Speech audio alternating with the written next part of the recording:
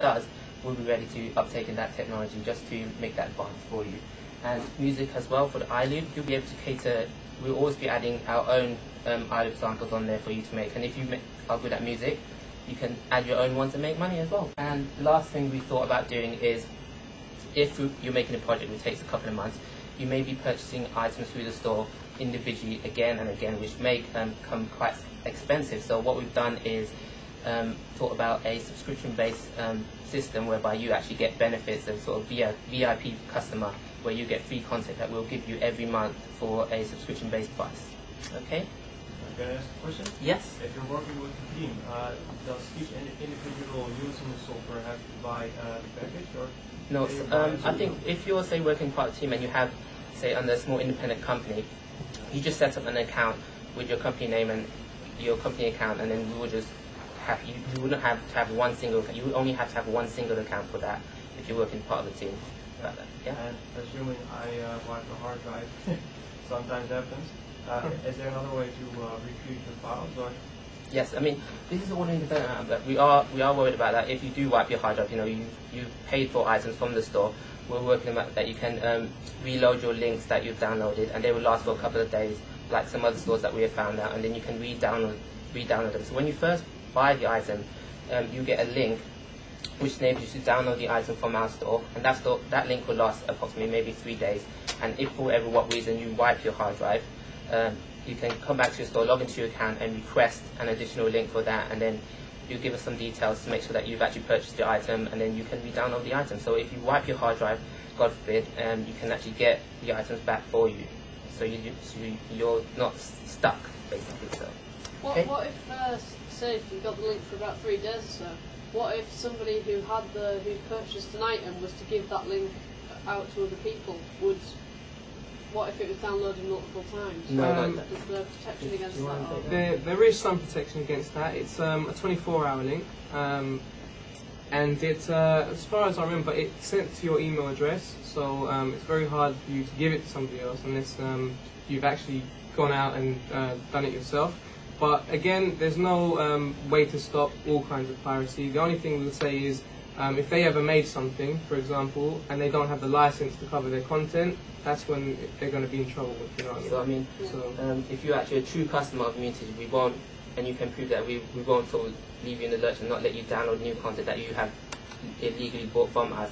We'll always take care of you guys, and you know, if you've bought some item, we will give it to you. That's basically what we want to show. Okay. All right. The first update you guys can expect is iLibrary 1.5, which will be free for those of you who buy ImmunityCS. The perks here are you'll be able to create your own content packages, which is the format that ImmunityCS uses natively. So if you have your own content, for example, and you import it into iLibrary, you can create your own content packages, and it's up to you if you want to sell them on the store, or if you just want to give them freeware, that's fine, right? And you can do this by creating creating your content into the package format that everyone can understand. Yeah. You can automate the process of importing your content, because at the moment you need to manually drag your graphic sounds into the appropriate folders in the application, and that's just a temporary thing for when we launch. But this is something that will be out within a month and a half after release. And another perk here is you can overview your content library, rename things, delete things that you've got free but maybe you know you're never going to use, you know, free up this space. And it just lets you take care of your own resources, basically. And that's iLibrary 1.5. Okay? Now, this is a quick mention of Immunity Web Disk, which is our little brother project from ImmunityCS. And it's catered for 2 main reasons. Web hosting, especially for you guys who are into multimedia games, because games can be very, very large, and most web hosting companies give you restrictions that are impractical of hosting your own websites, and games in particular. And the same goes for movies, music, yeah? And the second is for backup, right? So what we're offering you guys is 1 free domain, which is standard, up to 50 gigabytes of storage, which is huge for today's standards. You get unlimited transfer, which is very unique. I personally haven't found a web hosting company that gives you that as a standard thing, right? And you don't have to use web-based controls. Now this is like something that we personally hate over the years that we've been working with web design. You go into your web hosting service. You have to log in. You have to upload all these files one at a time through your web browser. It's just tedious.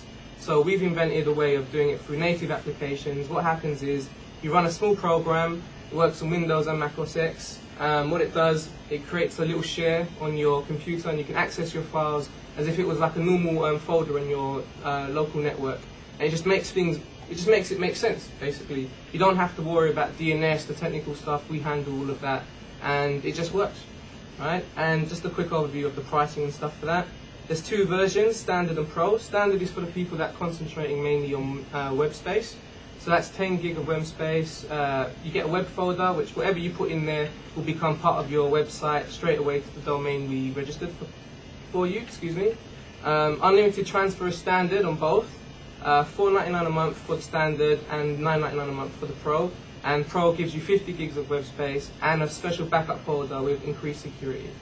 Okay, so that's Immunity WD. And I'm going to finalize this presentation with the last thing you guys can expect from us.